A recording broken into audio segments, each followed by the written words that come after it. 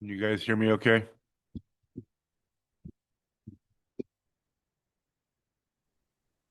Steve, if you responded, I think you're muted. I didn't hear you. So to make sure my mic's working since I'm presenting today. You're correct. There you go. My How are mic you, was Steve? muted and I'm also presenting, so my mic needs to work. And it is. I don't know why we're recording already, though.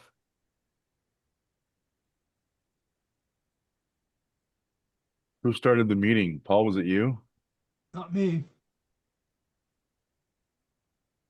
I tried to get in and they said, we're waiting for the host to start the meeting.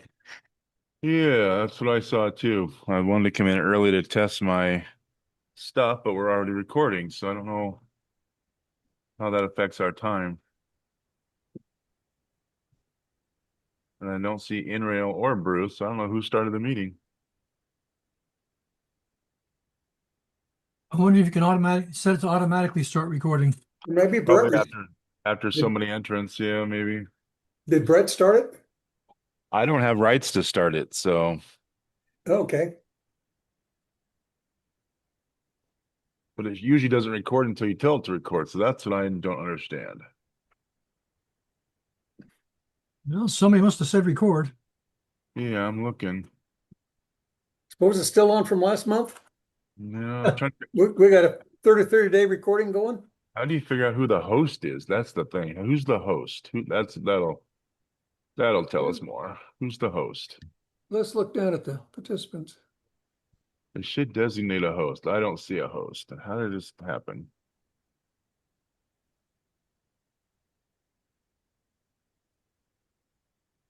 Huh. Interesting. Well, there's Andy. But Andy wasn't on when it started.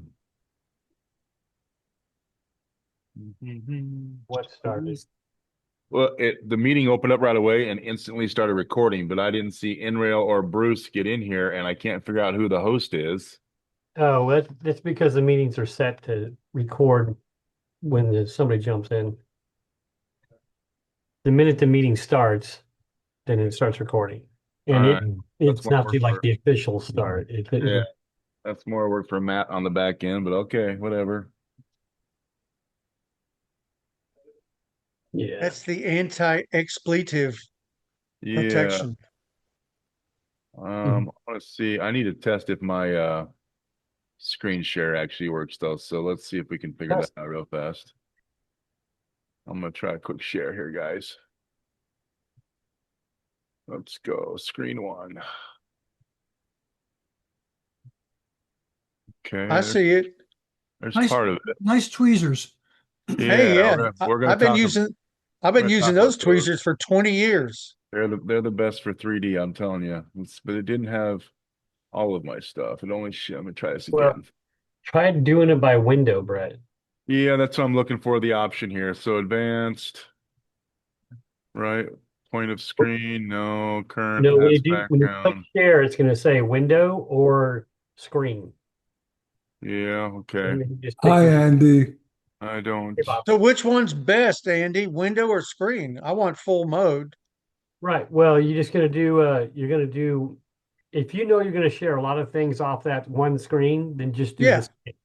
But if you're yeah, just mine's share yeah, PowerPoint, yeah, then just share the PowerPoint, the window. All right. Well, yeah, the whole window. let me throw a curveball at you there, Senior Chief. I'm running.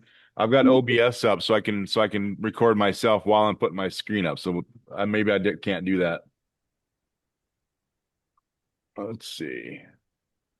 Screen one or screen two. That's screen one. That's screen there. Oh, maybe. Oh, I bet I had to put OBS on screen one also. Let's see. Move it over here. No. If you're sharing the screen, it's the entire screen. Otherwise, Windows, you share portions of the screen. Right. Just you're just sharing whatever. Yeah, I whatever bet application it I'll is. just Usually, screen and application are pretty much the I same. can just not be on video and everybody can just listen to me. Nobody needs to look at me. Boy, you got that right. Hey, I was hey, going to say buddy. thank you, but oh well. Yeah, I don't know how OBS works with Zoom. I know how it works with every other program, but not with Zoom. I don't know how to get the There's camera and screen. there's Frank DeStefano, our newest participant at the Chattanooga T-Track event. Yeehaw. Was that Frank's 1970s prom picture or something? I can't tell. His mic is muted. Okay, He's got a great email. One of my favorite musicians of all time, Really? Frank Zapp. I'm gonna test No this kidding. again. Don't hate me. It's great. He's great. Why not? Frank Zappa. Too late to He's say gr- we're counting I don't which. want. Have you I don't- have you seen his son play yet? Oh gosh, yeah. I love him. I love it when he does the Tom Jones imitation of the dancing to It's Not Unusual. Oh God, yeah. Oh, really? I think I didn't hear. I Boone. don't remember that. Oh, maybe this will work. Side by side or over the Yes. shoulder. Yeah, I saw him 2 or 3 times. Oh yeah, he was amazing. How does that look? Does that I have can just- see That's it. got it's, yeah. but not It's- me, just the screen, right? And it's only a portion. It's only Yeah, a portion only of a the portion. screen. Okay. Yeah, we don't get the full screen. Yeah. Like you I'll zoomed in. I guess I probably won't be seen. I'll just set it up. Oh, so it's beautiful fits the out there in screen. Oklahoma today. Gorgeous. Look at that. Gorgeous.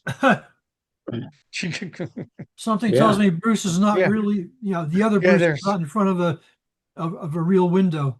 I feel like singing "Oh, What a Beautiful Morning." It's just Oh God, now that song's in my head. Oklahoma Yeah. comes right behind the rain. it is. I saw a hawk doing lazy circles in the sky right there behind Alcock there. So Circles Yep. in the Sky. Oh God, there's another song. The Muppets did their version with Yokohama, which fits just as well as Oklahoma. Does that work? There we go. Oh yeah. There There you go. getting it, the right portion is cut off a little bit, but Yeah, well, I don't want my whole. I got a super wide screen, so I don't want everything on my screen showing, just the content. So I just got to figure out the size of the content. Can you drag it? Oh, you can. There we go. There we go. That okay. might work. How's that? Does that look like Yeah. a whole screen in there now? Yeah. Yeah, There you yeah, go. that works. Let me do That's, that. You got the clippers. yep. Okay, Yep. that might work. All right, cool. I think we're all Yep. right. Man, they only got 7. They only want $8 for those. Yeah, yeah. If you get the name brand PMC ones, Yeah. you go to a model railroad show, you can get knockoffs with no brand on them for like a couple bucks. I was gonna say you go Yeah. to Amherst, and I just bought a couple of sets of those for a couple of bucks. Oh, I needed a few more. I didn't even think to have somebody look there. Oh yeah, I had to. It's funny because I asked him specifically for those kinds of tweezers, and they had to go look, and then he's like, "Hey, wait, I think I know where it is," and he showed them to me. Yeah, the best sprue clippers in the world. Yeah, they work really well for 3D printing, especially if you're cutting before you're putting it in the Look UV at light, that. Look. before you look. carry.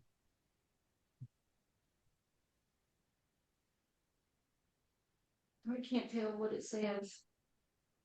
It's HO. I can't tell what it says. Chattanooga, Tennessee. It's the looks like maybe a convention car in HO.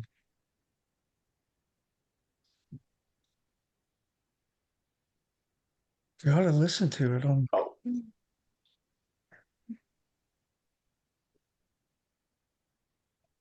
I have virtual rail fan on in the big screen, and Drayton Blackgrove from Scale Train's virtual rail fan is he's out rail fanning in Chattanooga right now, and he's showing a HO special run car that looks like it says Chattanooga on it. Interesting. I'll bet you it's a convention car for the NMRA convention. I'm hoping.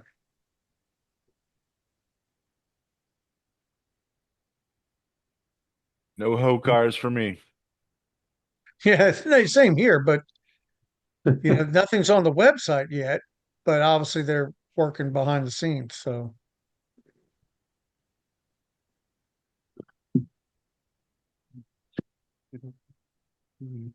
Oh, what's our numbers? Where are we up to? Okay. How many? 37. how Oh, we many need more.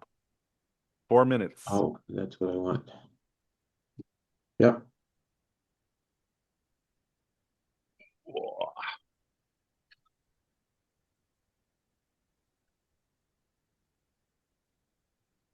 That's what I have. Matt, you got my email today? Kim? Is Kim Yeah. sign there online? Look at that. Yeah, I got the document. Thank you. We're good. Don't worry. Yeah, we'll save that. Yep. And I think it's published so that any edits I make to it and add to it after today will go into it automatically too. Okay, perfect.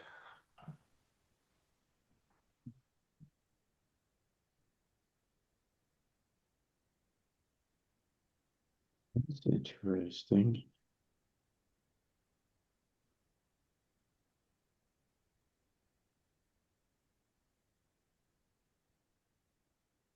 Hey, Bruce. Yeah, this is Kim. I'm Hey, here. Kim.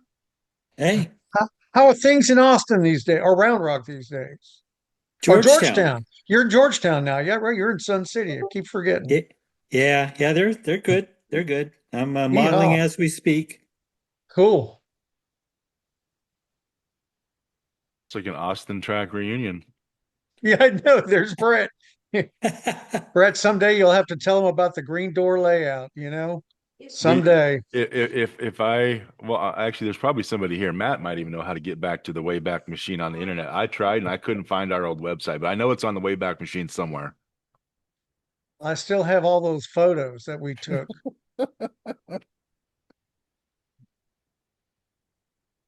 Man, that was like, how old am I? I'm old, so that was like 35 years ago, Dude, that was mid 90s. I mean, yeah, 30 years ago. Jeez. yeah.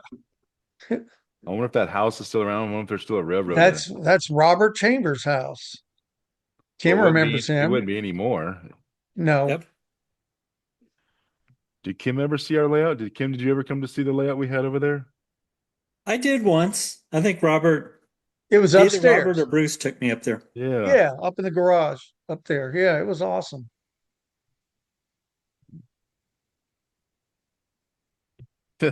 Man, that's so long ago. Many pounds ago too. Oh, You for know? you especially. Look at you. Yeah. Not me. I went the other way.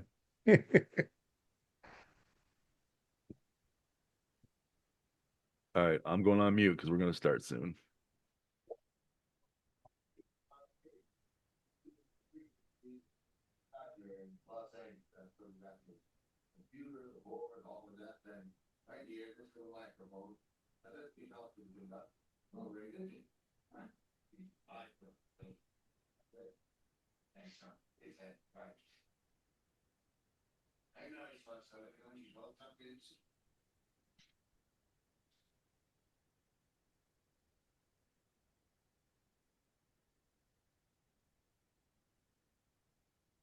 All right, we're 1 minute before the meeting starts, so I'm going to mute everybody, and we'll start in 1 minute. Perfect.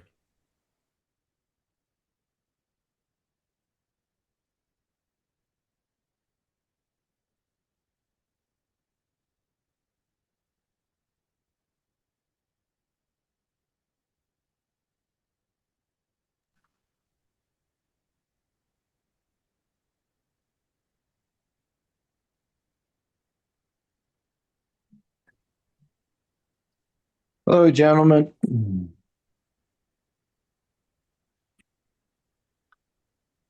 Good afternoon, everyone. It's ZoomTRAK by NRail. My name is Matthew Zuccaro, NRail's social media coordinator, and I'm filling in for our regular host, John Doring.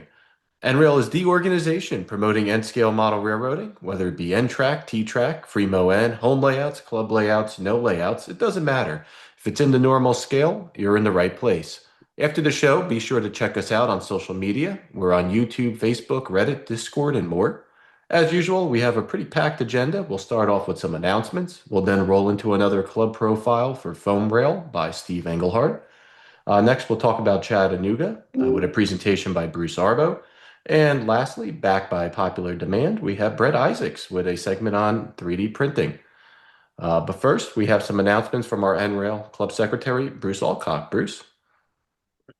All right, thanks, Matt.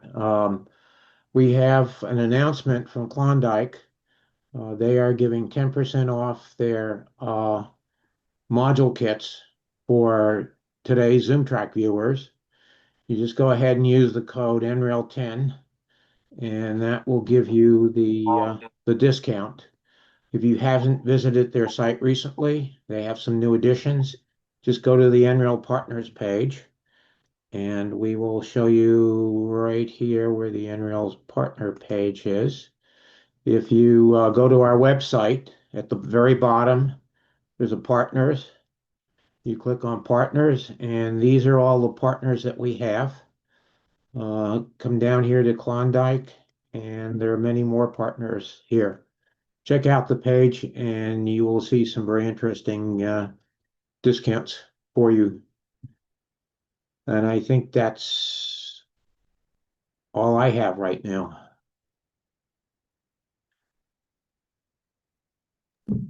Perfect.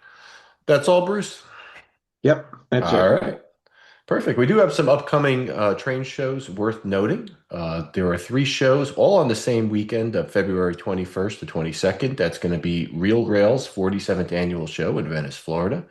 There's the Mad City Model Railroad Show in Madison, Wisconsin, and the Washington State Model Railroad Show in Monroe, Washington. Again, all 3 of them are the weekend of February 21st to the 22nd. Okay, next we'll roll on into our club profile for February, featuring Foam Rail, with a presentation by Steve Englehardt. Steve? Okay. Let me get this presentation up.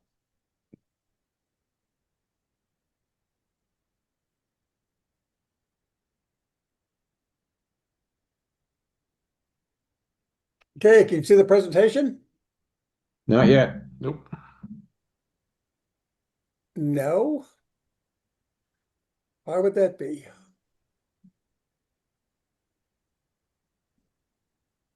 Let me go back again and try it again.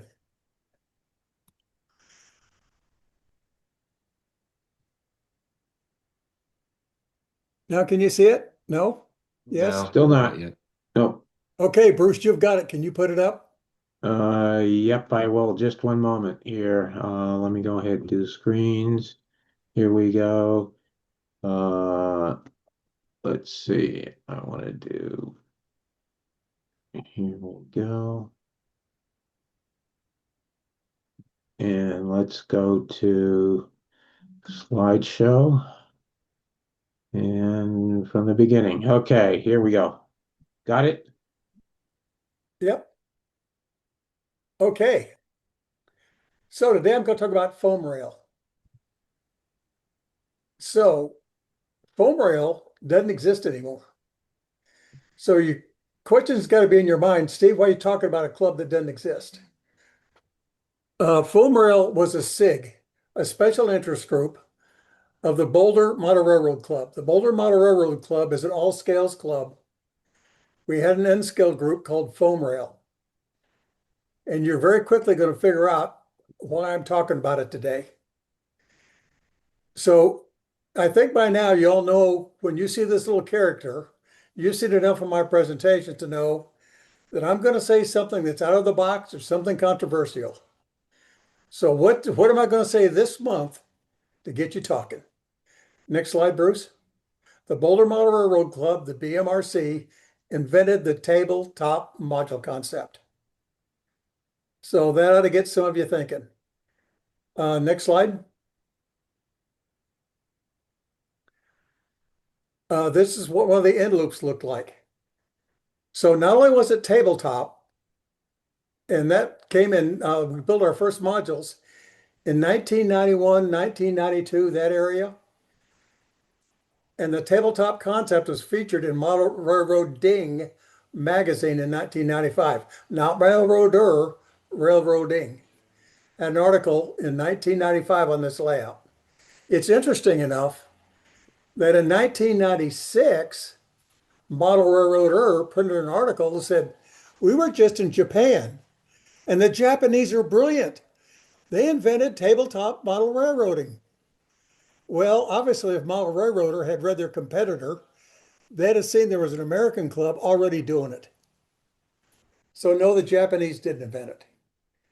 And as far as we know, and we haven't found anybody that can prove us wrong, we figured this out first. And all through the 90s, we were promoting not so much the tabletop model railroading, but a ton of foam rail training, because everything on those modules, virtually except for a couple of buildings, was foam. So in this picture, you see those spruce trees? They're foam, and they look really, really good. And when you're working with foam, for example, you save the scraps.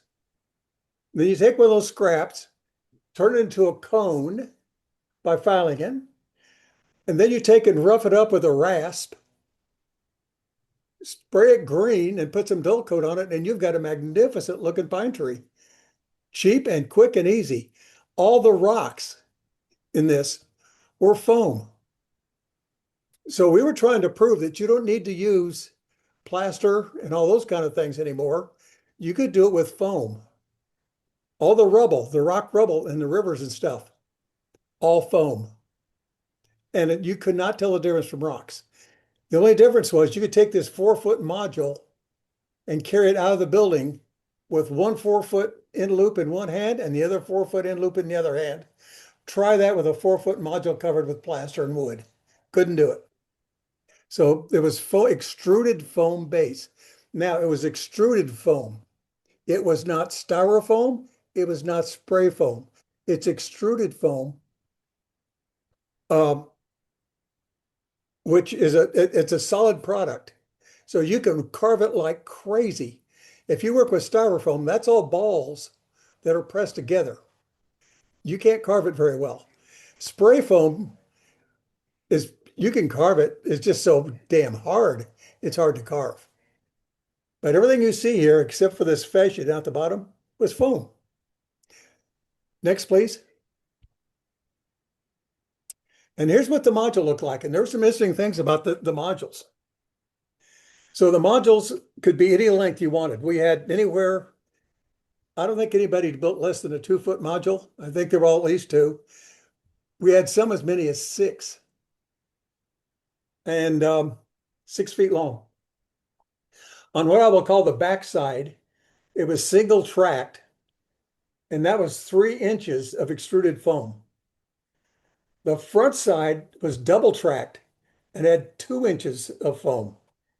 And that allowed us on the end loops to have a real gentle grade, which were also beveled. So the trains going up and coming down really looked spectacular going around those end loops, because there was just a bit of a grade and it was beveled. Backboards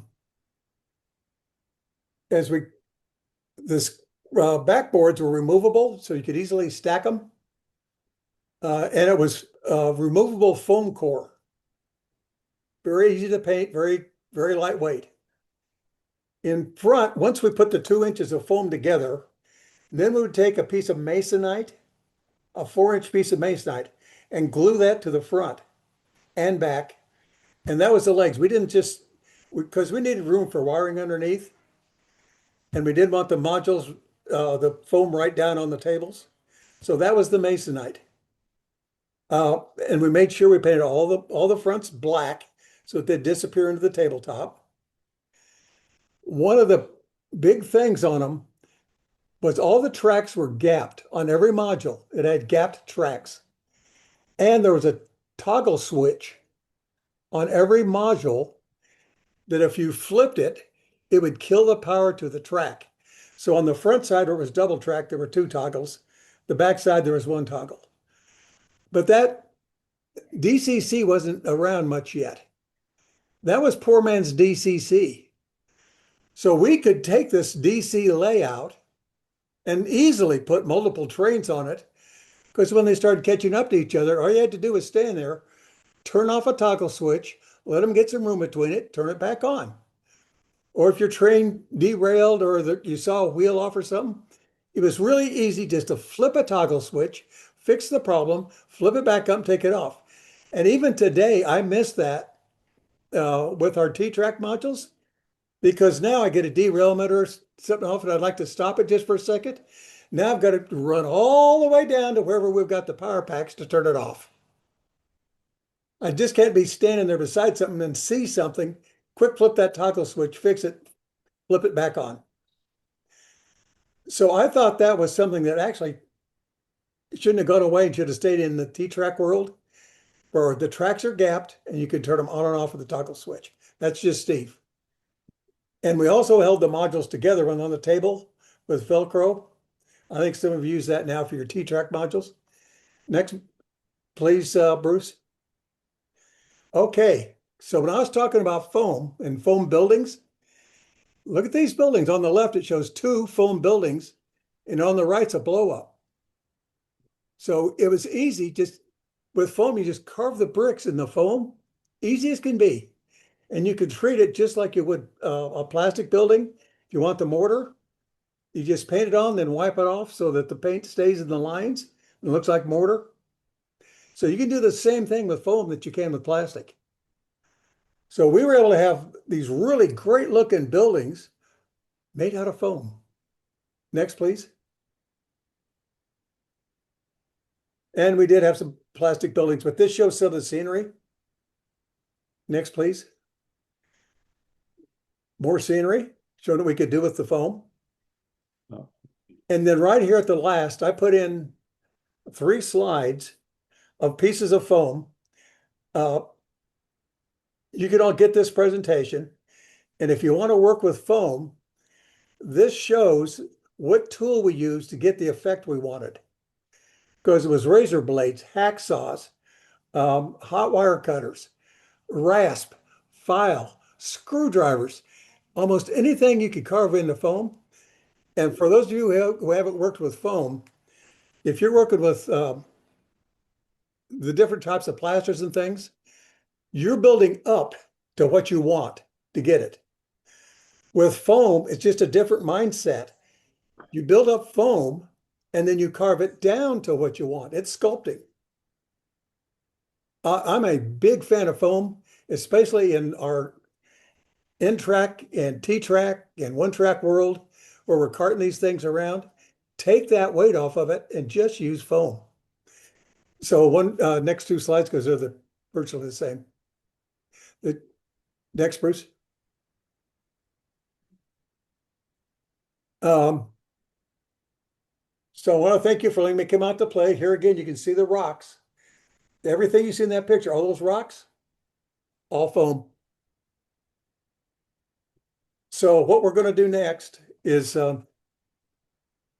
Bruce is going to let me come back and play again, I think next month, to talk about my current club, the Southern Lakes Short Line, which is a T-Track club. And then I believe in June, we was going to be to talk about my other club, which is, a lot of you know the name because it was an NTRaK club back almost before NTRaK started. Sun and Sand in Scottsdale. That's in the Scottsdale McCormick Stillman Railroad Park. It's about an 1,800 square foot layout, and it's in a spectacular building. And I'll be talking about that more in June. So I'm done, Bruce. Let's get on to somebody else. I told you I'd keep it short. Perfect. Thank you so much, Steve. It still amazes me what you can accomplish with foam. I put in the chat a link to a YouTube video, a YouTube channel called Night Shift. He is a military modeler, but does a lot of his scenery builds and structures just using foam and styrofoam. And also, if people want to get in touch with me, I've got written foam things that we used to do for our clinic. We'd be glad to send you all that stuff. Yeah, and you made a great point earlier too. Always save your bits of foam because it's amazing. You can always reuse them for something. Oh yeah. Yeah. Awesome. Thanks, Steve. All right. Now we're going to roll on into a Chattanooga update with Bruce Arbo. Bruce, turn it over to you. Thanks a lot, Matt. I appreciate it. Steve, I'm also a big proponent of foam. In fact, I actually gave a ZoomTRAK tutorial, God, was it last year, on carving foam for my Southwest scenery. So I'm right there with you there. Again, I'm Bruce Arbo, one of the co-founders of the of the National T-Track layout.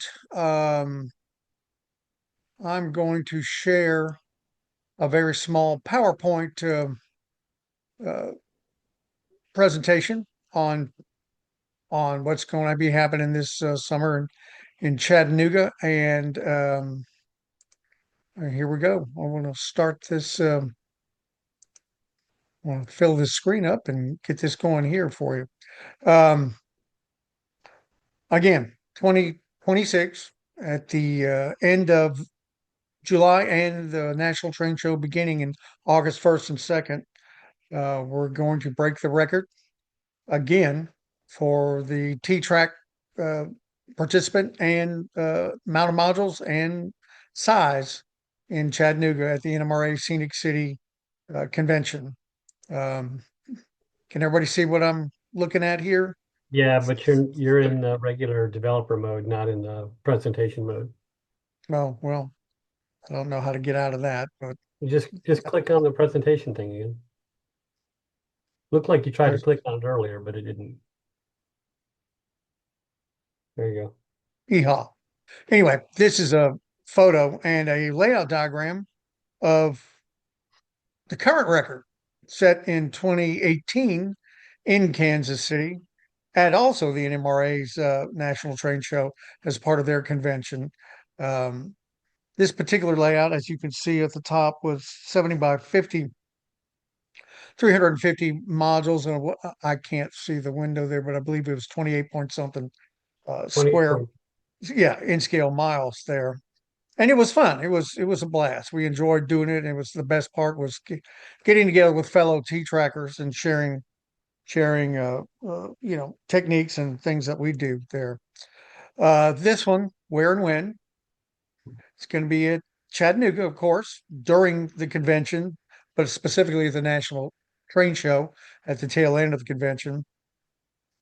Held at the convention center right there in downtown Chattanooga.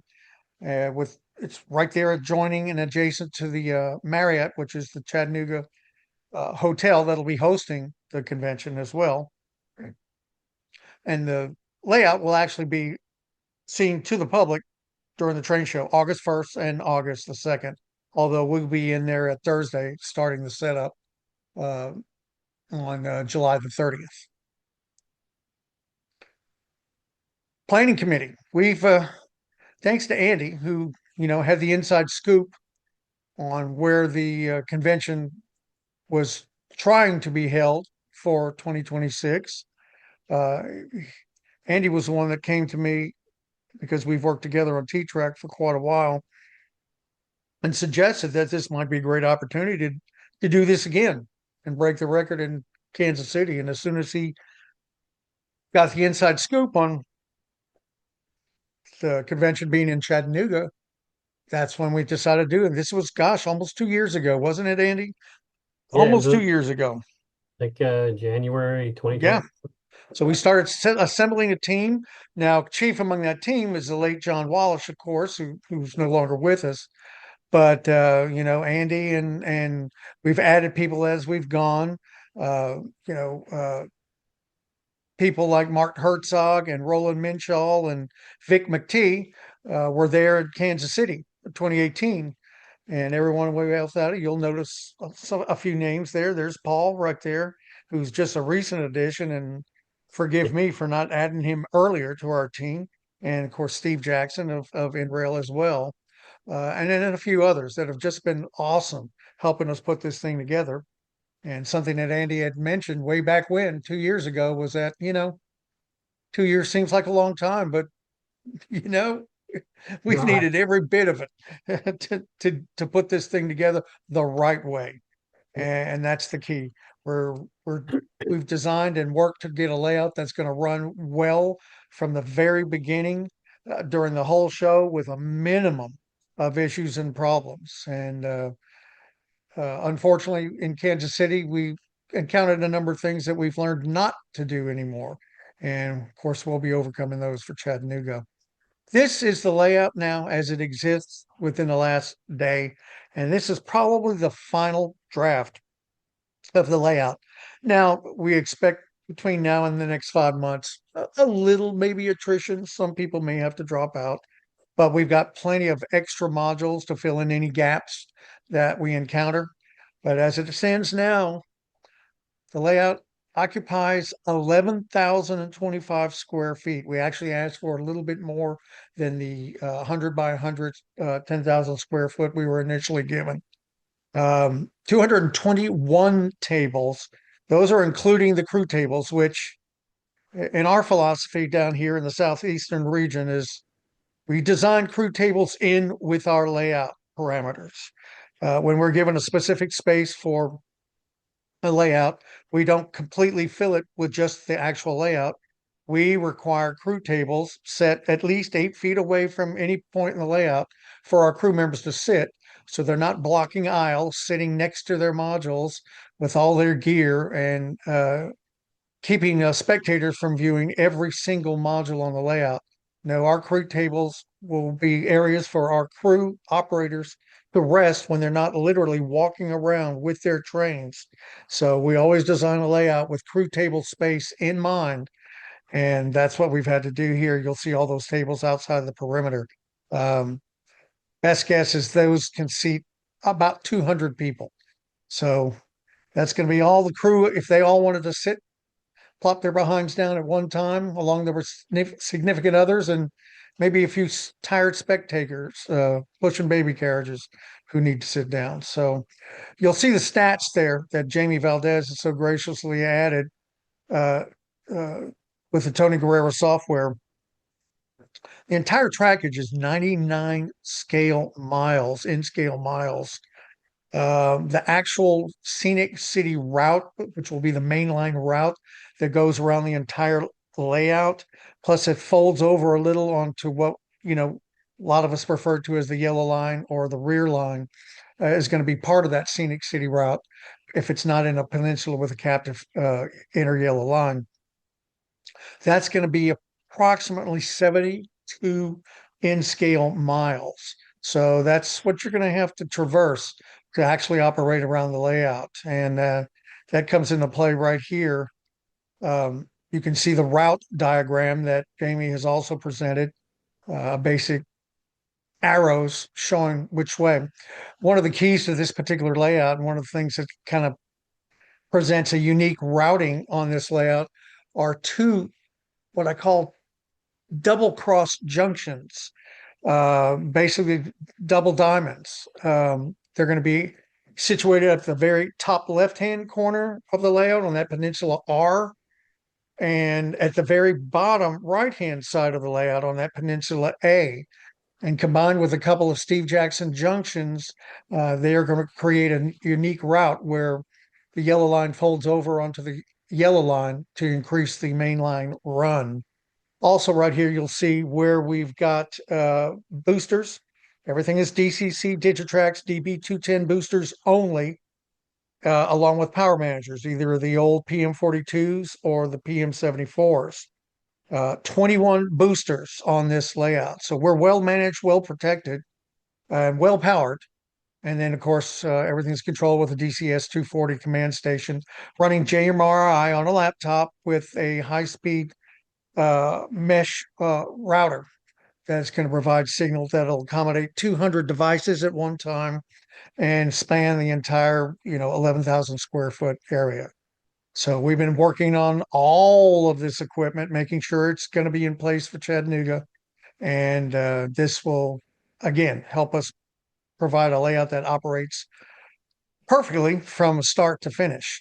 Also in this layout diagram, you can see the gaps where things are going to be gaps. So each peninsula is basically going to have a booster unto itself, but each peninsula will also be gapped into 2, 3, maybe even 4 separate power districts.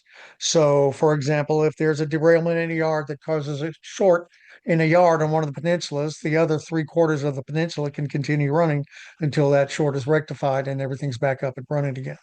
So again, we're well situated with power and short circuit management there. So we've pretty much done everything we can. I mentioned the scenic route earlier. It's this is important because thank you to Microtrain's Eric Smith before they sold to Atlas a year ago. He contributed 50 cars, entire cars with boxes for this particular event. And Matthew Welk from Circuit City Decals also provided the decals. We're building 50 special cars with the Scenic City Route logo and the National T-Track Layout Shield that we award to the first 50 people who are able to actually operate a train around the entire layout without stopping, basically, and without breaking. Again, bathroom, rest, food, whatever.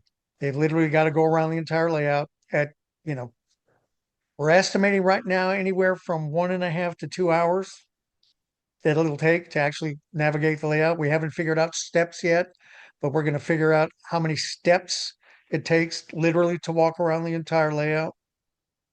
And we'll use that for the stats, but it's going to be massive and it's going to be an undertaking. I'm not so sure 50 people can actually do it or will be able to actually do it. And you also can't hand your throttle off to somebody else to pick it up. So those are the basic rules, guidelines in place to earn this car. We'll work on a few more, but that's another feature that's going to be available for participants. Our main sponsor, I couldn't say anything about this event without talking about what Scale Trains has done for us. 2 years ago, Denise and I made a trip up to Scale Trains. We met Craig Lang there, who's part of our team, who actually lives in Tennessee. He's a professor at University of Tennessee at Chattanooga. And Roy Masterson there in the middle, who was just until very recently the president of the SCR region of the NMRA. And he's a main advisor for the convention itself. And we met with, of course, Shane from Scale Trains and Jason Williams, who is one of their show coordinators. And we were basically there to petition them for sponsor status. They were just unbelievable. They answered us in ways we can't imagine. First thing that Shane offered was to sponsor a contest. That'll be our actually only contest for the event, except for whatever NMRA does for their normal modular contest for the train show. But the winner of Scale Train Sponsors Contest will win a $250 gift certificate from Scale Trains and an actually large, beautiful crystal trophy. But Scale Trains went much, much further than that. We told them that we were going to have an awards breakfast for all of our participants. We've come to find out how important that is when we've realized now that the NMRA, who usually has a Saturday night banquet for NMRA convention, is no longer doing that. That's their new business model. They are not doing conventions as part of their banquets as part of their conventions. So we are the only banquet in town associated with either the convention or the National Train Show. But Shane graciously offered that the first 150 people who actually purchase a breakfast banquet ticket, they're online now at our website, will be awarded a special run Scale Trains commemorative N-scale car. Actually, they're going to be given a certificate that can be redeemed for that particular car. So when you think about it, the investment from Scale Trains, considering that their least expensive in-scale car now MSRPs for $45, do the math and think of their investment as our main sponsor. We're just incredibly grateful for them. That being said, in addition to all those things, we'll be doing lots of freebies for all of our participants at the layout. Each participant is going to receive a swag shopping bag. That's at our expense, Coastal Alabama T-Track, professionally done, loaded with lots of goodies donated by our other partners. I'll get to those partners here in just a moment, but a raffle ticket for the numerous raffles we're going to have. One raffle ticket free will be included in each participant's bag. again, along with all goodies, free goodies that everyone is going to be get. We will also have door prizes that will be awarded during the breakfast or announced during the breakfast, and will have to be picked up either at the breakfast or Sunday during the last train show. Bruce, we're coming right up on the clock. Do you want to let Okay, everyone well, know where they can get more information on the show before we yeah, roll into well, Brett? website Yep. is www.nationalttracklayout.com. Here are some of our partners right there. Uh, 4 T-Track clinics will be right there at the convention that a lot of us from the committee will be offering. Denise is our main solicitor for donations. She's worked hard and got a ton of them already. And last but not least, we still are accepting cash donations to offset the cost of the 221 tables that we'll be renting for this event. So we hope that you see you again at the very bottom right hand side, https://twice nationalttracklayout.com is where you can get all of this information. Yeehaw! Perfect. Thank you. Thank you, Bruce. It's going to be a great convention. Looking forward to Chattanooga. And of course, Chattanooga is a railroad city too. So a lot of great activities outside of the convention. All right, let's go ahead and roll on into 3D printing, again, backed by popular demand. Mr. Brett Isaacs. Brett, turning it over to you. All right. Hello, everybody. Brett Isaacs here, Baldy Designs. I am the owner of the 3D printing design company. I'm a member of the NRail advisory committee for the board. I am a member of GRBS N-Scale Club in Minnesota, and I'm also an NRA member. So I'm going to jump into this. This is going to go kind of fast. I tend to speak very fast. So first thing I'm going to do is in the chat, I'm going to put up my document that I'm kind of following for some of my notes. This will be available to everybody at all times.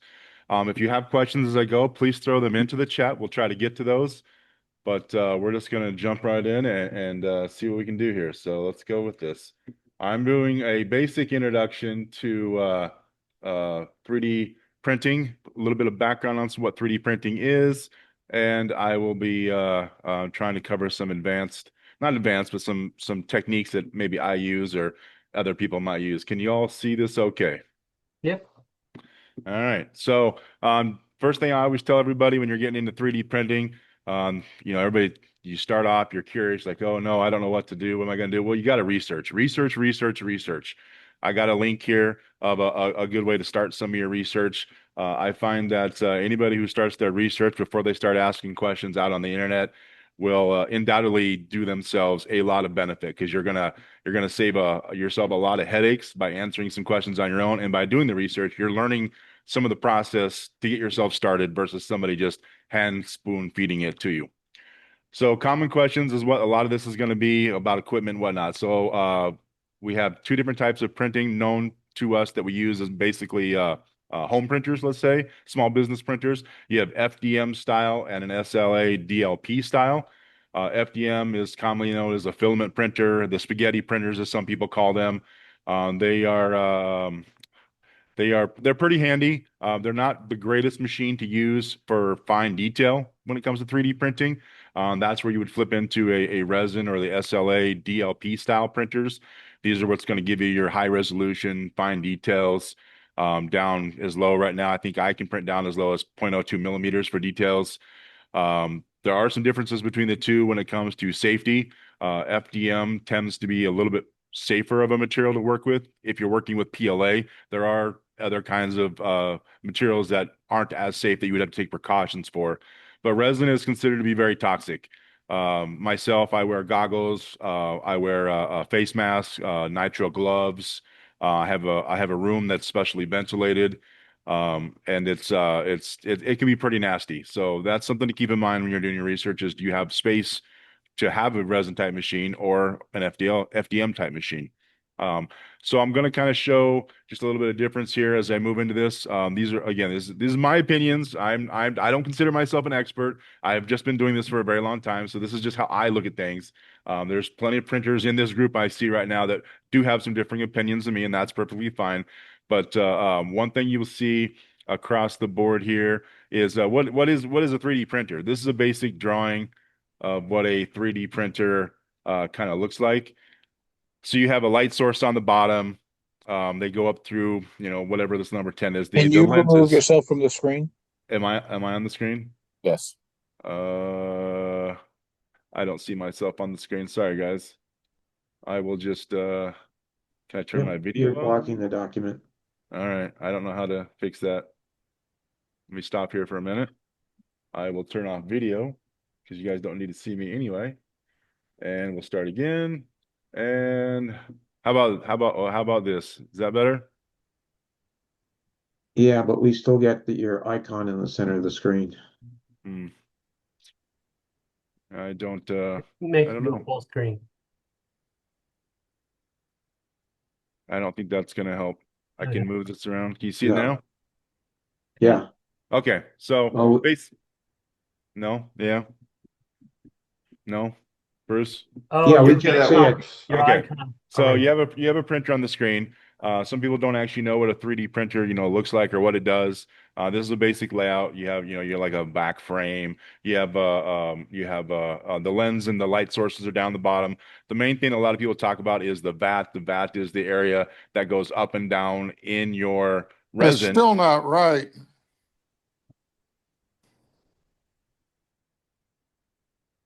I don't know I don't know what to say because I don't see what you guys see, so I don't know what to tell you. They're seeing your icon, Brett. All right, well, maybe this is I don't know. I don't know, guys. I've got it shared on the screen, so it's green. We tested it beforehand and it was working. Well, Can we make do with the way it is, guys? I mean, at this point, Yeah, it's I good think enough. Just I Yeah, I just need to think know it what should you be guys good are seeing enough. because if anything I'm better than sharing, you're not going to before. see it, then it's not going to be it's We'll not going to have the work. document posted on the website so that people can go back and look into it more detail later. Okay, well, I Brett, don't go know, back. but I don't know what I'm actually showing you guys now because of this. Right You're now, on you're the document. You're on the document, so you can see the full document. Yeah. The is it right hand side of the resin paragraph is covered up.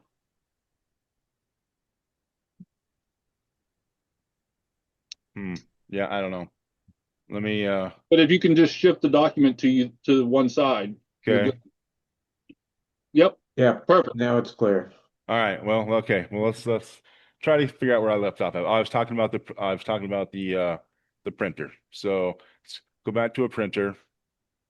Or well, I lost that image. Well, anyway, so your printer has a plate. The plate goes up and down in and out of your resin. So it starts at the bottom, layer by layer by layer, goes up. You have your UV light hits it. That's how resin printing works.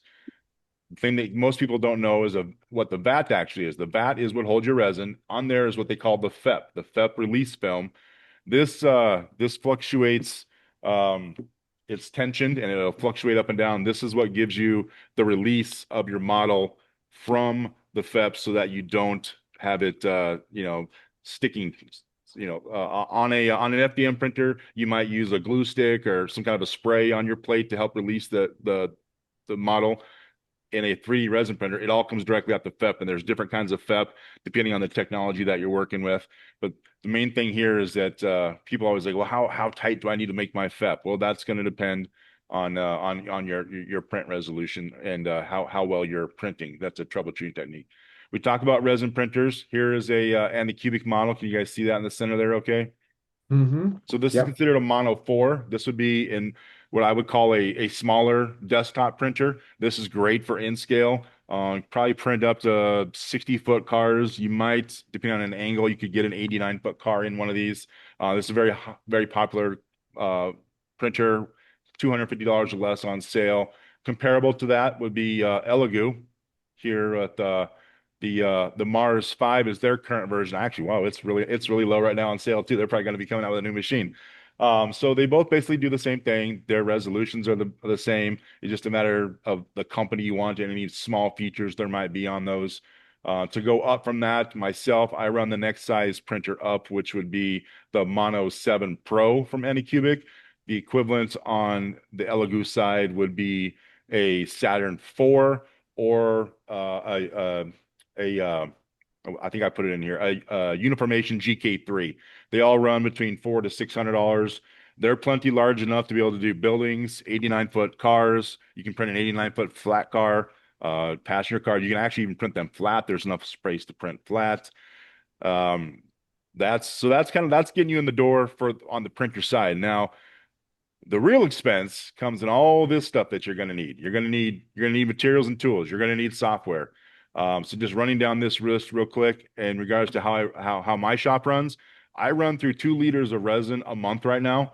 That I buy most of mine in bulk, but if for somebody who's just a casual user, the resin that I'm using here is linked off this Craftsman DLP resin. This is a very good, high quality resin, very good detail. It's originally was designed for DLP type lensed machines, but it works on everything nowadays, 12, 14, 15, 16K machines. It doesn't matter. It's around $30 to $45 a bottle, which it's a lot. So it's nice to be able to buy it in bulk. A good alternative, though, is from Anycubic. You have the ABS like 3 or the ABS Pro 2. They are very high quality, good detail. They tend to be $10 to $20 a bottle for a liter. So that's a good compromise. When you're talking about a detail loss between the Craftsman versus the Anycubic ABSs, you don't lose too much. It's more about how well you set up your machine to print with those materials to get a better result. From there, you're looking at now you need to have some IPA on hand because you're going to have to wash all these prints, all these resin prints.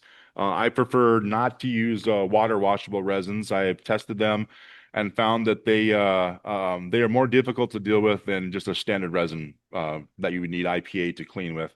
I use 99%, order on Amazon in bulk. I go through 6 liters of that a month. I run my IPA in what they call a wash and cure machine.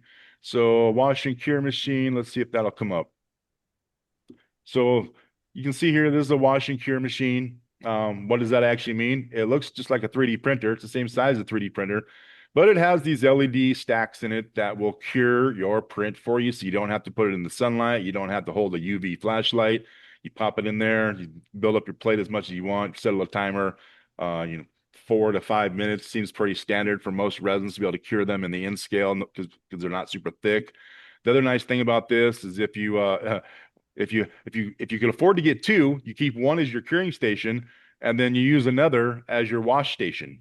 These are meant to be interchangeable. So if you're using it as the wash station, you pop in your it's a different type of vat. It's a metal vat. Let me see if I got. There we go. This is the one I actually own right here. So you can see if you were going to do some washing, there's a plastic container goes inside there.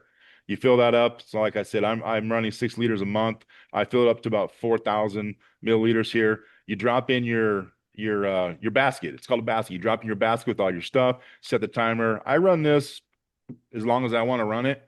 It just depends on how old or how fresh your resin is. People will often ask, well, how long do you have to keep the resin in one of these washing cures before you need to replace that resin? The easiest way to tell that is when you're looking at it, your clear bath of your IPA will start to cloud over time because of the resin that's in it, and it gets to a point where you will have I would say a 1 centimeter bar across the top of your IPA after the machine has been at rest, and that is all the resin basically floating to the top and just sitting there. When you start to see that, it's time to flush, start over. Another way to test is after you've pulled out your prints from your washing cure and you would rinse them off with water.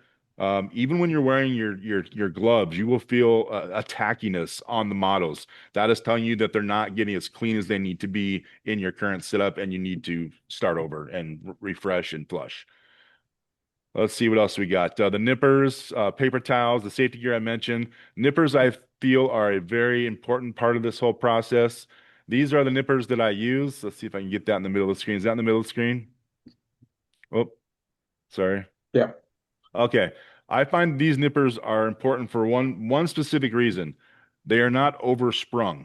One thing I get a lot of from people asking me about 3D printing is when they're removing the supports from a print, is they're breaking parts of the model. And the first thing I asked him is, well, how are you taking the supports off the model? Well, I'm just kind of ripping them off. Well, obviously that's a no-no. You never want to rip something off of a model. Even in the old-fashioned modeling days, we still use some kind of a cutter to cut the sprues off of models. These nippers, they're super, super sharp. And at the fine tip of them, you can get right up to the nub of where your support touches your model and just snip, snip, snip. And it hardly leaves a mark. They're great for that. I don't know if I can. I don't know if I can. I'm going to switch to another thing here real fast. No, not that one. Well, I'll keep talking. Um, the other nice thing about the nippers is when you look at prints, especially prints that come from me, people say I over support prints. I would rather over support a print than under support a print because I don't want it to fail. I don't want nothing breaking in transport. So you see a lot of cross-membered supports. Nippers or cutters that are highly sprung. You go to cut the supports apart. Sometimes you're putting undue pressure on the support in the model, and you can have issues from that, or you'll cut something too quickly or too much of it, and all of a sudden you've lost a hand grab off of a detail. So these kind of nippers I highly recommend. I think that they're $8 on this website. Most train shows you can find knockoffs for a couple bucks. So that's something that every 3D printer person needs to have in their bucket of tools. I'm very anal about my vat scrapers. So sometimes you might get a little bit of material stuck inside your vat. These come with almost every printer. I buy these in bulk because I only use them, I don't know, 10, 15 times before the edges of them start to get a little rough just from mixing inside your vat. That roughness can put scratches on your FEP, which is then going to translate on your model and give you lines. You don't want to do that. So I don't know, these are like a couple bucks. You get like 10, no big deal. I do not recommend using these to remove your prints from from your plate. I would recommend these kind of plastic knives. These razor blade knives, they're perfect for that. Since they're plastic, they're not going to scratch the metal plate. They're not going to damage your model. They get under the edges nice and easy, so you can just kind of slide it down your model and not have to use a big metal scraper to pop them off into oblivion, because that's kind of a bad thing to do as well. You don't want to put any extra stress on your model trying to remove them from your plate, because that will also induce warping and bending on your model because everything's still wet and not cured yet. Software, this is where you're going to run into a lot of differences of opinions across the board. I'm just going to run down my what I use in my opinions. For CAD design, I highly recommend as part of your research phase that this is one of the first things you focus on. If you're going to want to design your own models, if you're going to be getting stuff off the internet, you're going to find out you're going to have to do a lot of fixing of models. So you're going to need to understand how to use a basic CAD program. The number one on the market, obviously, is Fusion 360. Everybody knows it. Everybody talks about it. I don't know how to get a free version of that unless you're a student. So it's kind of an expensive program. A good alternative to that is FreeCAD. So it's another traditional style CAD program that's good. I myself am a SketchUp user. Those of you who don't know what SketchUp is, it kind of looks like this. This is what SketchUp looks like. It was put out by Trimble and Google about 20 years ago. It is for landscape and architecture. But once you get the hang of it, it's very basic. It works perfectly for model railroading. There's not a whole lot of compound curves and weird, crazy things you need to do in model railroading unless you're designing people or tree parts or things like that. So a lot of square corners, things like that. This program is perfect for. You can go as far back and find the 2017 version on the internet, and that'll still be free. Otherwise, like everything else, they've gone to their stupid, programs where you got to buy everything. Another alternative, similar to SketchUp, that's an easier place to start with, would be Tinkercad. A lot of people start out with Tinkercad to get the idea of how a 3D modeling program will work. Then they will graduate up into FreeCAD or Fusion 360. But you can stay in Tinkercad as long as you want, because once you really get good at it, it looks very basic, but once you understand how the models are built there, it can do a lot of advanced things. We all know that, I shouldn't say we all know. One thing you will learn as you're building your models. So for me, for example, in SketchUp, I take a model, I do a file export, I export this model, and then I have to import it into a slicing program. My slicing program I chose is Lychee Slicer. I spend the money, I spend the pro version. I think it's under $100 a year, might even be like $50 a year. The reason I chose Lychee Pro is because of all the advanced features that Lychee has within its program.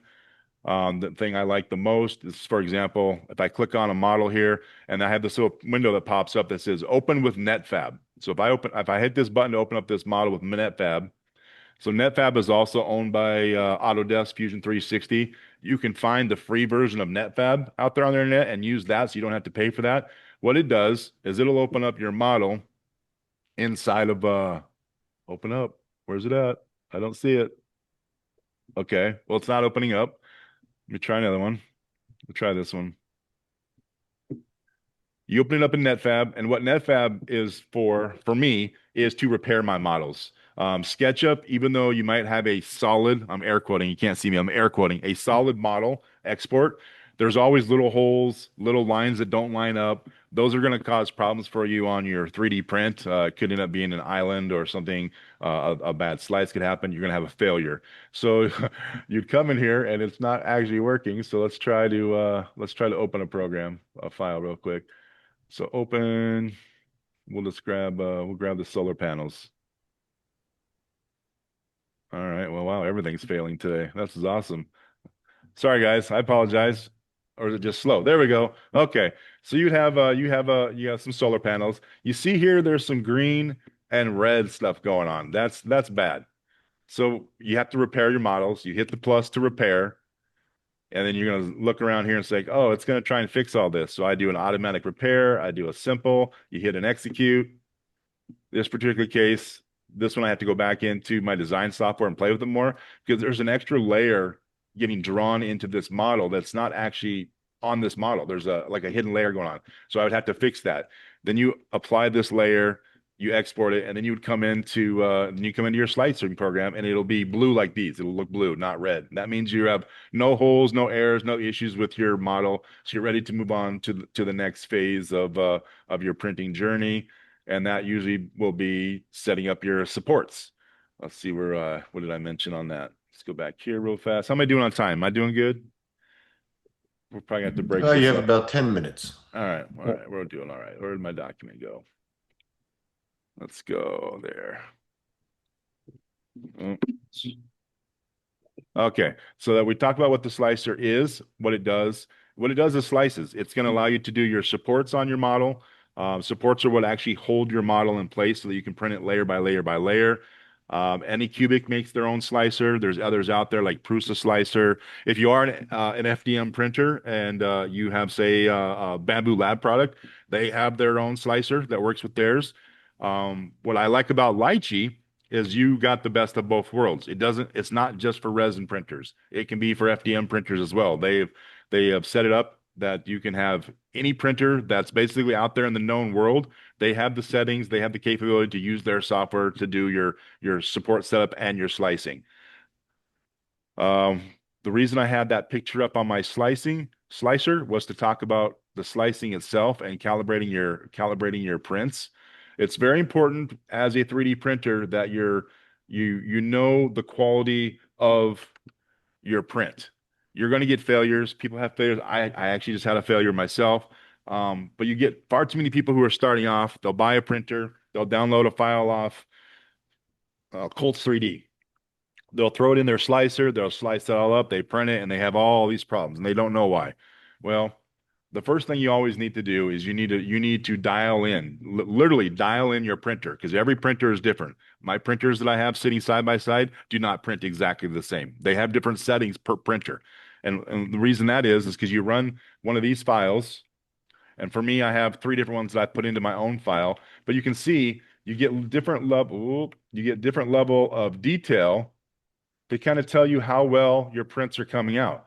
So on this first one here at the top that I've just highlighted in blue, sorry, it puts the axes in there, but you see you have a bunch of different crosses here, 0.15, 0.2, 0.5, so on and so forth. You have the mesh of this cube. On this middle one, you have different types of material for your super detail to kind of see how well it's going to print.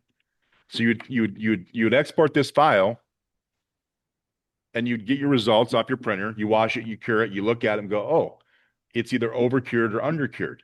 At that point, you're probably going to want to start asking for some assistance because it is kind of hard sometimes to determine if you're over or under cured. Naked eye is pretty good about telling it. but you'd print, let's say, for example, let's see what this one would be.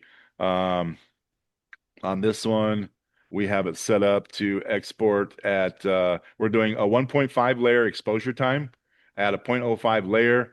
And if this came out overexposed, I would change this value here to lower it so I wouldn't expose it as long.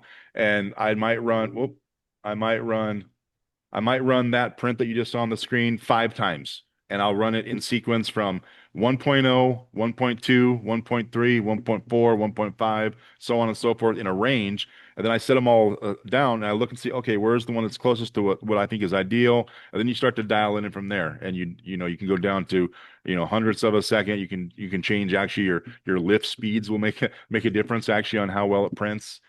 So that's very big. So I put up a link in the document to like some good resin calibration files to go download and save. And again, here I just said this: test, test, test. I don't like seeing people use shared files off of any of the programs or out on the internet.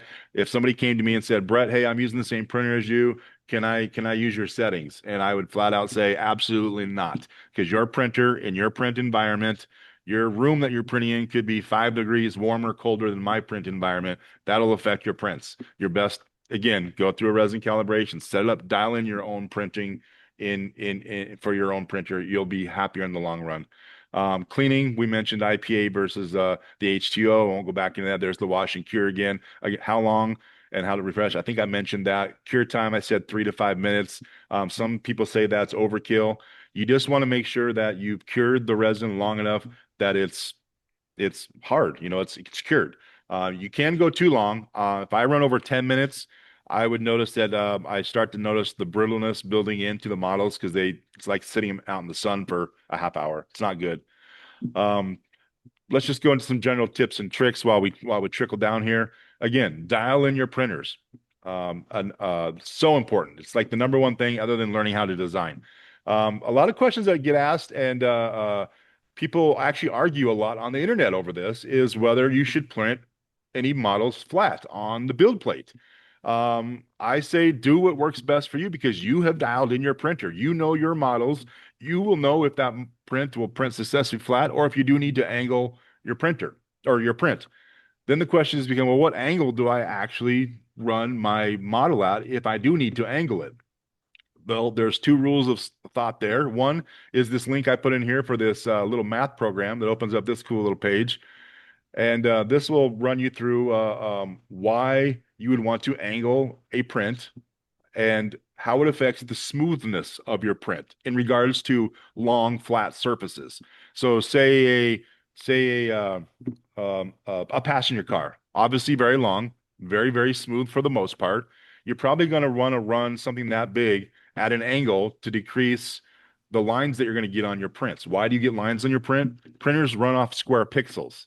So you think about how a printer goes up and down from this with an angle, like think of that angle right there. You're not printing at a square pixel on your actual model. You're printing a square pixel up onto the projected image of that layer of your model. So over time, you get a faceted stair-step effect of lines across your model. The ideal angle is based on that formula that I just had up there. We'll tell you the ideal angle for your printer based on the resolution of your printer and the pixel size of your printer. And it kind of sounds like a little hokey, but you can literally just type in the data you can type this formula into Google with the data in there, and it'll tell you your ideal angle. I will tell you on a Mono X that I had years ago, my ideal angle was like a 46.4 degrees. If I did not print at 46.4 degrees, I had stair-stepping lines across every single model I had, no matter what I tried to do. The nice thing about the new modern printers, because the lenses, the lights, everything is just that much better. You're using better resins, better software to do slicing. You can print a lot more items flat now than you ever could before. But again, your machine has to be dialed in because if you start having failures for suction or peeling, you need to know how to fix that so you can continue to print flat. The advantage of printing flat, 99% of the time, it's just time. It's just time. Do you want to run a print for 8 hours or do you want to run a print for an hour? That's, again, personal preference there.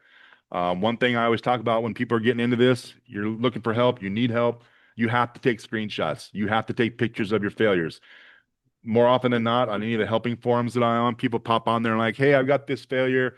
My print did this, this, and this. I'm like, that's 1,000 different things that it can be. You need to show me why it failed. Let me see the screenshot of how you set it up. Let me see your print parameters.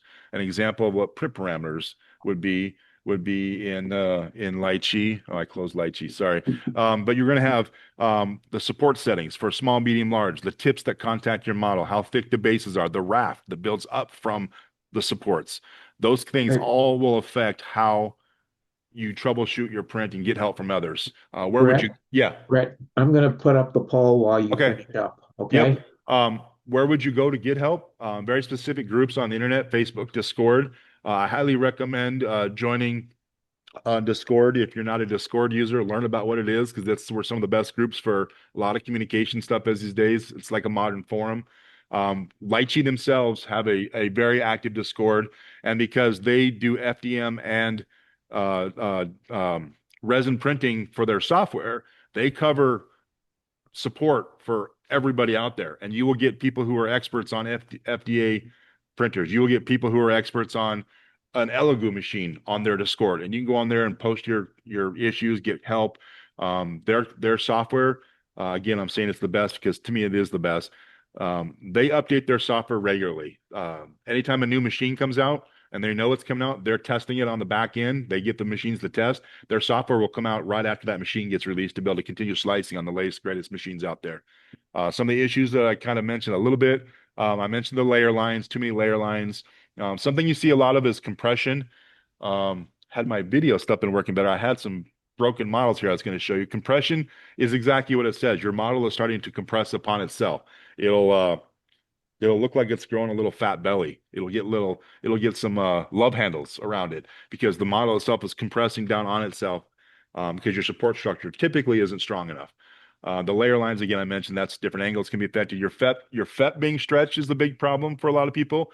You'll start to see the models come off your build plate and they'll look like like a boomerang. They'll be curved, broken off of the plate, and that typically is when your FEP starts to get to be too old after, say, well, for me, it's usually 100,000 layer lines printed. For a normal user, it could be months and months and months, sometimes even a year before you have to change a FEP. I change mine once a month.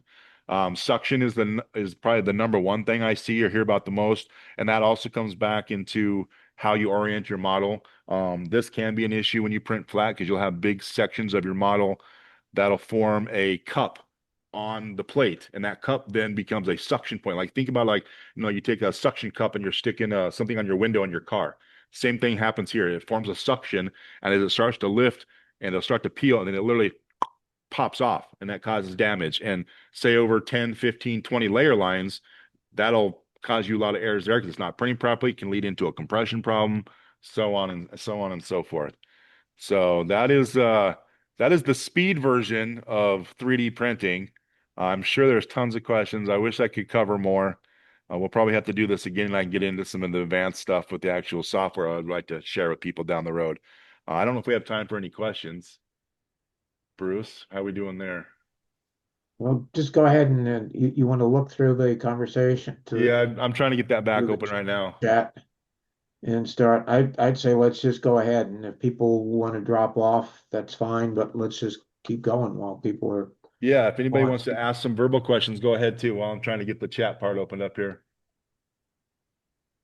Brett, how often are you changing out that isopropyl alcohol in the cleaning vat? So like I said earlier, for me, I'm changing mine out. Well, actually, I'm going to do it today. So if I go back from today backwards, I put my last 4 liters in probably the beginning of January. Okay. So what is that, like maybe a month for me this time? I'm a pretty heavy user, compared to most. With the business, I'm running my machines 24/7. So I'm going through a lot of materials that way. Yeah. It but it really just comes down to what I mentioned is the key is the look of it and the feel of it. Okay. There are schools of thought out there. You take your resin or you take your IPA outside, set it in the sun, let the sun cure it, scrape it off the top, reuse rinse it out through a sieve, and you're back to starting over. I think that's hogwash. I don't think it's that expensive to just use as fresh as you can, as often as you can. It just makes things easier. It'll Okay. just give you less headaches in the long run. What else? Okay, here we go. Let's see. Chat. Go ahead, Dirk. What do you do with the waste? Well, The liquid waste. well, I won't show you what I'm doing on camera right now. So Okay. I do my best to gather stuff up in buckets, and I'll take it to a local place to have it disposed of. One thing I'm really good about is when I pull the when I break down my prints and I have all the support structure and all the wraps left over, all the hard plastic that's usually getting thrown away. I will grind that up in an really old copy grinder, and I take that down to my local maker group.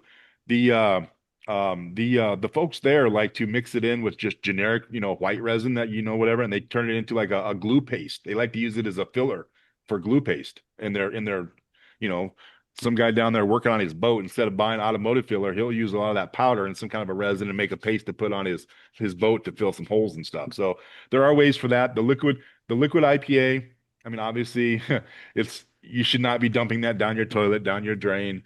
I have a filter set up in my basement. When I built my house, I knew I was going to have my business here. So I have a little bit different setup than most people would have. But you do need to properly dispose of the chemicals. Think like paint. You put in a big bucket, put in a big jar, go get rid of it properly. It's nasty stuff. It's just as some extra data for those out there. When I first got into this, one of the first things I did is I was worried about the air, because I hate wearing a mask. I don't want to wear one of those stupid breathing masks. It annoys me. First thing I did is, from my company, I borrowed an air testing device that we use in hospitals to kind of see how clean the air is in a room that we're working in. I brought that home, and I wanted to, see the toxicity of the room I'm working in. I was flabbergasted at how toxic it actually was. There's carbon filters on my fans. There's carbon filters on the printers. It just the outgassing, I believe, from the materials themselves, the outgassing of, when you have IPA open, it's bad. It really is. And we know it's a carcinogen. It's going to get to you. So please think about the safety precautions when you're doing your research. I have too many friends that have gotten lazy over the years, and they don't even wear gloves. And then they wonder why their fingertips are red. Well, they probably have gotten an allergic reaction over time, or, where the resin is affecting their skin, and they just don't realize it. So please take those precautions. Dispose of, keep yourself safe, proper air ventilation. There's many ways to do that on the cheap too. You can go on Amazon, and they make grow tents, right? For all the people who are growing their weed at home, you get a grow tent, put a air filtration system in that, and just filter that out through your home exhaust system. You're good to go. It doesn't need to be big enough for you to walk into. It just needs to be big enough to keep all your equipment inside. That's a common thing you'll see from home-based business people. What else? Have I tried the Rhino resin cleaner? Ah, Bob, that's actually a good question. Well, Big Brother's going to pop it up on my phone tonight because we're talking about it. I seem to see the ads for that a lot. I have not tried it. I hear it's good, but I think it's probably pretty expensive I'd have to, for as much as I'd probably be using, unless it's easy to recycle and continue to use. Yeah, Glenn, smart. Your resin printer is out and cleaning your garage. That's great. Let's see. Let's see. For those who are sticking around, we'll see if this works. Let me just throw this back up. Can you guys see me again? Yeah. Okay, I got an example of layer lines on a print. I don't know how well this will work. Let's try this. Does this work? Does it get up there? No, the camera's just too shitty. Sorry for my French. Yeah, that's not going to work. So let's Sometimes try this. if you Let's try turn this. off your background, you can see it better. All right, can you hear that? Can you guys hear that at all? No? No. Not loud? No. Okay. So that's my fingernail running down the ridges of this model. Like an actual fingernail file. That's what I hear on my end right now. So this would have been on a printer 3 or 4 years old. Resolution of a 0.05 millimeter layer. And I'm going to take Dave's advice here. We're going to turn off the background, and we'll try this again. And the layers on this one was an angled print, and because the technology has changed so much, you are able to do none. There we go. Gotta get the light just right on it though. That's the other problem. Uh, I don't think this camera is good enough to show the lines. If I had it on my phone, I could probably do it. But there's lines. You'll see just line the whole way. It looks like somebody just took a fine-tooth razor saw and just went right across the darn thing. Hey, That's an Brett, example. Yes. I did a shed once with just a single slant roof and shingles, and I did the shingles down and used those layers as the lines of shingles. It Yeah, worked. there are advantages to using the lines, and that is a very good example. Here's I'll try and show this. For that are nerdy like me and want to learn the math of 3D modeling, this model is the 266 UP passenger car. You're probably not gonna see it, but right here where the bevel is, there's a line that runs angular across this model. It took me 3 years to figure out how to get that line to go away on this print. And it wasn't about printing at 45. It wasn't about printing flat. It wasn't about tilting a little bit this way. It wasn't about running anti-aliasing to smooth out the surface. What it came down to was finding a guy who really understood how voxels work with 3D design on a digital side, like video games, gave him my model, and he took it upon himself to break it down. And on the inside of this particular model, we had to add a little tiny 0.05 piece of material that sticks out a certain way to trick the voxels, or to mimic the voxels, that it was more of a vertical line. So that way, when the triangles are formed in the digital software, it just I don't know how to explain it better than that, but the line went away. So that it's an angular math problem, which I thought was really weird. So again, I talked about how I over support models. This is a little bit older version of a printed model for me. Nowadays with Lychee, they have a lot better system for doing the supports, and it's hard to tell here, but they're kind of yeah, this camera's terrible. But they're just kind of, they're random based on where I placed them on the model, and then they drop straight down. With Lychee now, on the Pro version, you can hit a button and it aligns everything to nice, pretty grids. So any of you who have gotten models from me in the last 6 months will start to see that the support structure for removing has gotten simpler and still just as strong.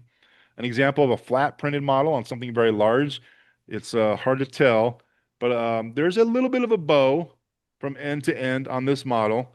And it took me a while to understand why. And this was something I mentioned earlier in the video about what kind of a tool to use when you're removing your models from your build plate. So for those that don't know, again, it comes off the build plate like yay, right? Like this. And what most people will do is they'll use the big old scraper that comes with the printer. They'll get under an edge and they'll just kind of peel it off, pop it off. Well, what happens? This thing's wet, it's soft, you get a little bit of a bow in it. And it's not just because it's a big model. It's because on this one, I was doing a presentation of this and I was showing that I put the razor blade under the edge, and instead of just kind of scraping it along this edge to release it off my plate, I put it in here and lifted it. And now you have a bow from front to end. So that's something to keep in mind, even on really small stuff, things as little as, a couple inches long. You can get a bow on these pretty easily. I mean, materials, it's cured, but it's still soft. I don't know if we can show detail. We see detail with this silly camera, maybe a little bit.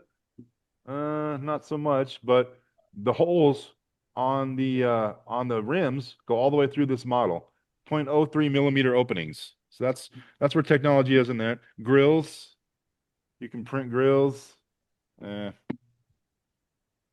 grills, see-through grills, right? Yeah. The nice thing about these grills is that you could cut them out very easily.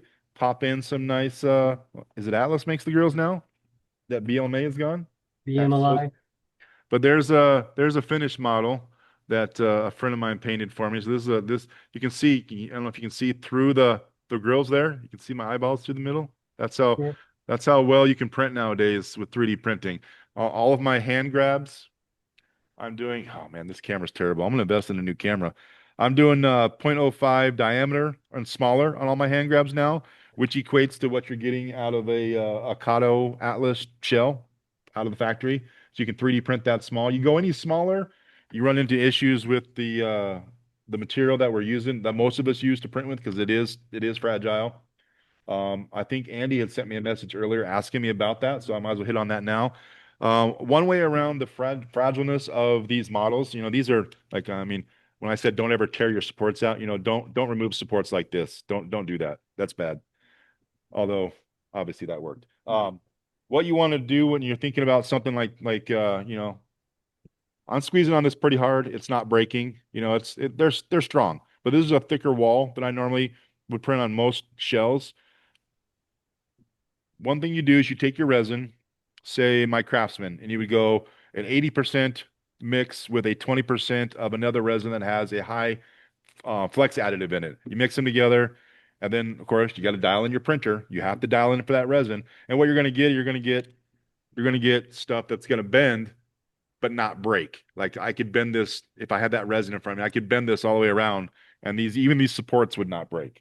So that's something for the people who really want to get into things that you're touching a lot. An example here, like I'm very careful with these models. Like there's not much given there. If I go much more than what I'm showing you here, this thing's gonna snap right off. So you do have to be careful. You do have to be careful. Detail wise, again, here's an example of some. Oh man, super detail. No, not gonna work. Oh, almost had it.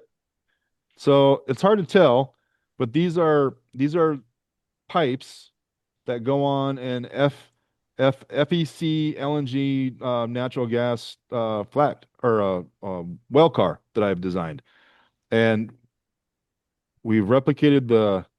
When I say we, Jeff Gowers is my partner for some of the testing on this. We've replicated the pipes as good as we can to a size that does not look toyish, but yet lets you see the individual different types of pipes that go on these models. Um, so yeah, that's what you can do there. I don't know what else. I don't even know what else. Brett, Yes, please ask away. does dialing in need to be done for both resin printers and the spaghetti printers? Yes, I would say definitely. I don't have one, so I won't get into specifics, but there is some dialing that you need to do on those too. I do know for doing in-scale style models on the spaghetti printers, you're going to want to work with a 0.2 sized nozzle. That's the smallest nozzle kind of on the market these days. You're going to want, but on that, you're going to dial in differently. Where ours, we're dealing, more with the chemical side, how the resin reacts. On that, you're dealing more, I think, with the heat on your nozzle, right? I know, Andy, I think you've done this. Kevin Brewer's here. He could probably chime in too. You deal with some of the heat coming off your nozzle. I think your build plate is it called a build plate on the FDMs? Yeah, it is. It They're is. all like, yeah. There's issues with that too. So you have sometimes you'll have like either a glass or not glass. You have to dial in how you're using that. More of those, I think more importantly on those, from my point of view, is the inner structure of devices. Say you're building a box and you need to do the inner structure. You don't really use supports like these kind of supports. It's done with an infill method. Um, I could show you that in Lychee, but it would take me a while to get into that part of the software. That would get dialed in as well too, because you want that to be strong enough to support the model, hold the model in place, but yet not too thick or strong that you can't just rip that stuff out. You'll see what they call tree models, or at least that's what I call them. I'm sorry, tree supports. So there'll be a support that looks like all funky shaped like this going up onto a lot of FDM prints. That is, for whatever reason, that is the style of supports that get used a lot in some prints there. You do see these kind of supports as well. A lot of guys who do HO, small stuff in HO will still use the old school style. I call them old school. It's not really old school, but these style of supports. What else? What else? Have I So, tried Brett, real single-sided? quick. Yeah, I'm sorry, go ahead. So I use a lot of flex plates with my resin printers so that I Yeah. don't have to scrape the build plate. I just pop the flex plate off and then you just bow it right to left to right, Yeah. and then your print pops right off without So I scraping the print. am anti flex plate for the reason of this. If I'm printing a plate of these, I don't want to flex a plate. But if I'm printing a plate of these, a flex plate's great because they're just going to pop right off. I'm not going to damage them because of the small size. So that's also a personal thing. Flex plates are fantastic. Again, research, test, dial in. It's all going to come down to personal Those are user. great. So Somebody asked Brett, about Jeff Brett, asked about some single-sided nippers. Yeah. I think we're Good. just about the Okay. time where we want to shut down now, All right. and then we'll do another session. Yeah, we might Okay. have to do the next one as like a pure Q&A. I know we didn't want to do that here, but I think that might be beneficial for the next one, just to let people throw out there what they want out there. The document will go up live on this after Matthew puts it up on the Zoom track YouTube page next month. But you guys were all here, so you have access to it. Feel free to reach out to me anytime. The link to my site is up on the top of the document. Baldylocks Designs. You can get me at baldylocksdesigns@gmail.com. I don't print for other folks, but I will gladly help you figure out what's wrong with your prints and spend time with you and help you work through software. If you're just having trouble deciding what way to go, what to buy, I will help you. Just reach out. We grow in this together. I don't like to give out my own personal secrets on what I do, but the hobby in general, we need to get this thing growing more and more and more people starting to 3D print and do your own design work, because the stuff coming off the internet most of the time is not readily that great. You get what you pay for. And that's not a jab at any of the guys I know on here who do and are throwing some stuff out there that are on the low end of the price scale. They still have very nice models. But if you're buying or downloading free stuff, know that that's what you're getting. If you're getting a $5 print off the internet, unless your name is Anthony Kopichar, then you're probably not getting one of the best prints at $5. So just keep that in mind, that you will have to spend some time fixing things. And that can be as tedious, as difficult as designing your own item, because you're spending around the same amount of time. In the long run, you're probably better off just designing your own item by the time you put the same amount of time in to fix it. So that's my 2 cents, everybody. Thank you for listening to me babble. Brett's contact information is on the NRail webpage under partners. He's the first partner listed, so you can get his contact information off of that. Perfect. Thank you, everybody. Thanks, Awesome. everybody. I appreciate it. I will go through the questions and take some notes and try to get some stuff out too. Perfect. I'll try to add them to the document. Thank you so much, Brett, and thank you to everyone for attending tonight's ZoomTRAK, as well as the participation. A lot of great questions, Brett. We'll definitely have to have you back on. And a huge thank you to all of our presenters. With that, this is our February 2026 ZoomTRAK. Have a great weekend, and happy Valentine's Day as well, everyone. Single Awareness Day. Thanks, Take care, Brett, and guys. thank you, Matt. Good night, all.